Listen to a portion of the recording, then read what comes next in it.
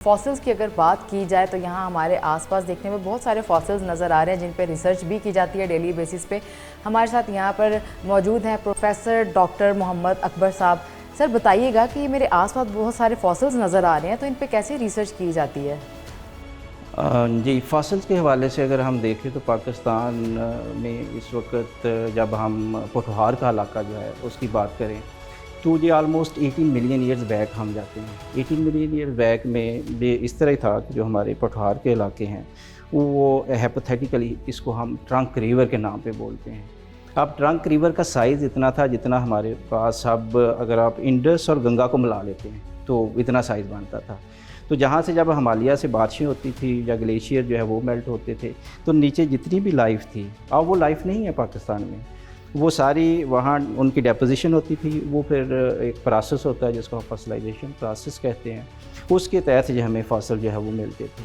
अब अगर आप इसको थोड़ा सा व्यू करें, आपका कैमरा दिखाएगा कि एलिफेंट्स जो है, अब एलिफेंट्स पाकिस्तान में नहीं है, इसकी पूरी दुनिया में अगर देखें तो दो टाइप्स हैं, एक अफ्रीका में है और एक जो है हमारा इंडियन श्रीलंका जो इसमें है।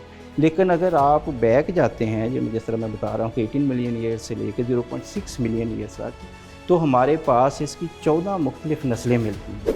जितने भी अगर आप इधर देखें तो इसको आप कैटेगोरिकली शुरू करेंगे कि एलिफेंट्स का जो हमने सारा डिस्प्ले किया हुआ है। उसके बाद अगर आप आगे आएंगे तो ये हार्सेज़ हैं। अब हार्सेज़ में बड़ी यूनिक नस्ल है। आप इंटरेस्टिंगली मैं आपको बताऊँगा कि ये आपके ये साइड पे जो मिल रहे हैं ये 3 टोड हार्सेज हैं।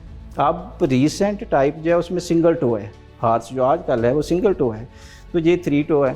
इसके अलावा अगर आप आगे थोड़ा सा इधर मूव कर लें तो ये राइनो है। अब देखिए पाकिस्तान में जिसको आप नॉर्मल गैंडा कहते हैं, तो गैंडा की नस्ल है ही नहीं। अब ये हमें वैरायटी मिलती है कि अगर आप जहाँ ये अर्ली फार्म है गैंडे की, अगर इसकी लाइफ मैं कैलकुलेशन करके आपको बताऊँ तो ये 14 मिलियन ईयर्स है।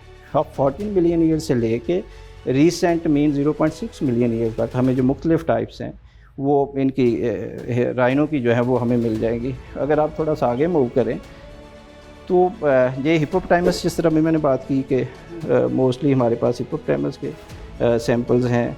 और जहाँ ये बड़ी प्रोमिनेंट है, आप इसमें देखें कि टोटल हमारे पास 3 मोलर्स हैं। लेकिन एवोल्यूशनरी पॉइंट ऑफ व्यू से जितने इंपॉर्टेंट हैं कि जब हूव्स मैमल्स की एवोल्यूशन स्टार्ट होती है तो वहाँ ये एनिमल जो है इसी हमारे पोठहार के इलाके में जो है मिलते हैं।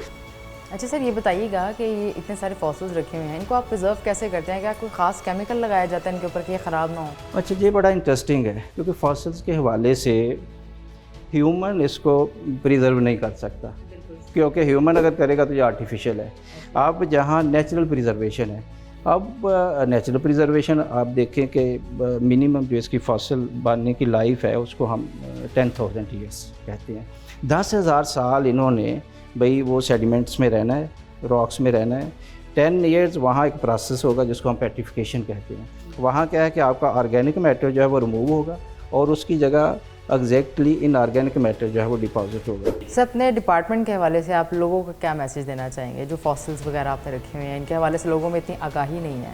इसमें एक तो ये है कि जिस तरह हम फॉरेन कंट्री में जाते हैं तो वहाँ स्कूल लेवल पे, कॉलेज लेवल पे वो स्टूडेंट को एंगेज करते हैं। ये हमें चाहिए कि हमारे भी जितने एकेडमिक इंस्टीट्यूट हैं उनको इसमें एंगेज करना चाहिए। कम से कम उनको जो प्री हिस्टोरिक वैल्यूज़ हैं जो हमारे ख़ास कल्चर के हवाले से भी है और हमारे पाकिस्तान में भी है।